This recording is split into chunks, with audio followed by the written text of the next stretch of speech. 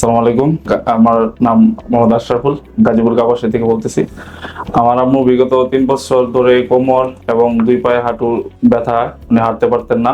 বিভিন্ন পরীক্ষা নিরীক্ষা করার পর আমার এক বড় ভাই ঢাকা মেডিকেল কলেজের জয় ভাইয়ার পরামর্শে ডক্টর রুজেট এম দস্তগীর স্যারের নির্দেশে অনেক পরীক্ষা নিরীক্ষা করার পর আম্মুর অপারেশন হয়। অপারেশনের 14 দিন শিলি কাটার পর আম্মু এখন 10-20 মিনিটের মতো হাঁটতে পারে। আম্মু অনেক ভালো আছে। ডক্টর রুজেট এম দস্তগীর ওনার সার্ভিস এবং ব্যবহার অত্যন্ত ভালো এবং আমাদের পরিবার এখন খুবই খুশি এবং আমার আম্মু অনেক সন্তুষ্ট, আলহামদুলিল্লাহ।